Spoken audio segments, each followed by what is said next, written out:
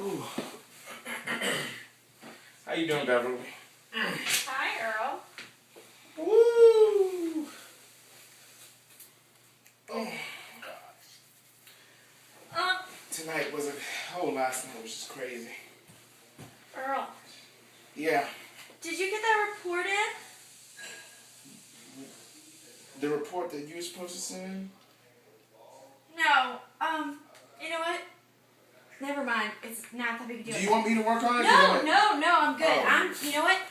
I'm just gonna work from home today. Oh, okay. Yeah, so you have fun. You just Well, bye. Oh, See you later. Okay, bye. Okay. Hey everyone, I'm Ryan Washington. And I'm Kate Lala. And today we're going to talk to you about physical appearance in the workplace. Now, physical appearance is a critical aspect in nonverbal communication. In our everyday lives, we can convey a message with our appearance. As you previously saw in the skit, it can affect how you are received in the workplace. The majority of the time, a person's perception of you is dictated by how you present yourself, whether by scent, facial appearance, weight, or clothing. Now, all this type of communication involves your senses. However, the sense of smell speaks volumes when you're communicating. Now, everybody has something called olfactory signature. An olfactory signature is your own individualized scent that you have. And when you give off that scent, people recognize it and they recognize who you are. You also give off something called pheromones, which is a chemical secretion in your body that attracts other mates to you. Now, within the workplace, you have something like perfume. We have some Chanel here for you, some perfume. You communicate that, and you have cologne also. And these perfumes and colognes, they can signify that you either want someone to notice you, or you could just cover up some kind of odor that you have, or whatever it is. But most of the time, people, when they smell perfumes and they smell colognes, it attracts them to one another. And so that's why you have to be careful in the workplace not to wear too much and overpower yourself, because it's trying to say, you're trying to tell everyone, hey, look at me, hey, look at me, and you don't want to overpower that, and you don't want people to look at you in that manner. Now, there's also something in the workplace called body odor. Now, I know we all know what body odor is because you sit next to people in class that might have body odor. Now, body odor, it's another chemical secretion that happens in your body that just cools you down, and it's the sweat that cools you down. It's the bacteria that breaks down, and that's what causes body odor. But that is also considered a pheromone. And a pheromone kind of gives off, and people sometimes are attracted to that specific body odor in cultures. And they can tell whether you are healthy or not by the way you smell and your hygiene and all that type of stuff. You can tell by your body odor. And that's what it communicates, that you either have good health or that you have bad hygiene or whatever. And so these are some of the examples in the workplace that you just got to be careful of, and you just got to make sure you're not putting too much cologne on, or make sure you just keep yourself in the proper hygiene that you need to keep yourself in. So, and Kate's going to talk about weight now. Weight in the workplace is actually a pretty critical thing. Whether we choose to admit it or not, society has placed a certain expectation on men and women and their weight within the workplace. Unfortunately, they are both subject to these bias. A recent MSU study has shown that women face workplace weight discrimination more than men. Women are 16 times more likely to report weight discrimination in the workplace than any man would. What this research shows is that society has different weight standards for men and women. The study suggests that we are less accepting of overweight women. According to the study, weight discrimination is the most common form of workplace bias among very obese white women. Research has shown that overweight black women are evaluated less harshly than overweight white women, and that blacks are more accepting of large body types, says the research. For men, this is quite a different story.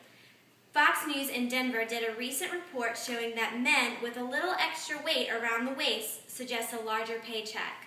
A man who is underweight can be looked upon as a pushover. Now, I'll let Ryan discuss our next point. Now, we also communicate by our facial appearance. Facial appearance, meaning, is the first thing that people typically look at when they look at you. And so, through facial appearance, we draw conclusions about a particular person without any kind of verbal communication. So let's start with women, first of all. We have Kate here. Kate, very, very gorgeous. Women in the workplace, they say if you wear makeup in the workplace, it produces a communication, not communication, but it produces a sign that says that you care about yourself. And 64% of directors of companies say that women with makeup look more professional. And then the 18% of directors say women without makeup don't look like they can be bothered. They can't be bothered. So they look like they can't be bothered. So they're like, okay, leave me alone. I don't want to take care of myself. And so when you wear makeup in the workplace, it shows that you take care of yourself and you look professional and you appreciate your body and stuff like that. So women, this is a good thing in the workplace. So make sure you wear makeup. You don't have to look, like Tammy Faye, but you need to look at least nice, okay? And then men with facial hair in the workplace. Now, I found this interesting in the workplace that says men that have beards portray positive characteristics. They portray power. They portray that they have it all together. But people, and they portray maturity. But people with no beards and who keep it down and who keep it shaved, we have here a shaver, if you keep it shaved, they say that, and clean cut, they say that you're youthful and you're naive and you really don't understand what's going on in the workplace. Which I found interesting because I thought that if you shave, you're supposed to conduct yourself in a nice manner and it looks like you take care of your body. But they appreciate that more. But if you're well-groomed, you're perceived as intelligent and more persuasive. And so I thought that was really cool too. But if you have hair coming out your ears and all that, that's pretty ridiculous, and you don't want to portray that you don't keep properly groomed. Okay, and so like it or not, people form shallow opinions about other coworkers from their facial appearance. So that's just how the workplace works. That's how people work. That you're gonna form these conclusions and you're gonna form these opinions based on what they look like and based on how they dress. And so Kate is gonna talk about our next point, which is clothing. Yes. Clothing and artifacts are a crucial part to how people perceive you within the workplace. Well, we've all heard of the saying, dress for success. Well, they mean it when they say it. When it comes to dressing for success, many people, well, what exactly does that mean? Dressing for success is dressing in a way that makes you feel confident and determined and professional. This is a critical key of success in the workplace because employers really do notice it. Today's fashions have made their way into the finest pieces of clothing. However, that doesn't mean that today's latest fashion trend is appropriate for your workplace.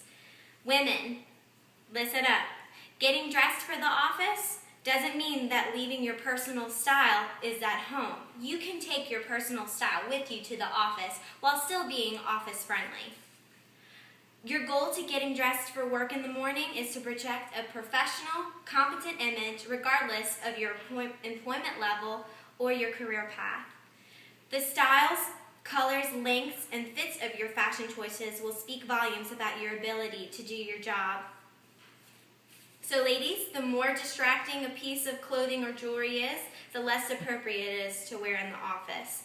So things like jingle-jangly jewelry or long dangly earrings, it can get in the way of maybe writing or typing at your desk, or it's just a distracting noise to the person that's sitting in the cubby next to you. Color plays a big part in professional image. Traditional colors include red, which I have an example here of a red silk shirt. So if you were to wear something like this, it's to portray that, maybe I have a pretty big, story or report that I need to get done today and I'm going to tackle it. The next color would be navy, which would be like trustworthy. Gray is conservative and black is considered chic, and you just can't go wrong with that. These colors work well in pantsuits and skirts. These are all important to have, and if you mix it with softer colors, it just brings out the more feminine side.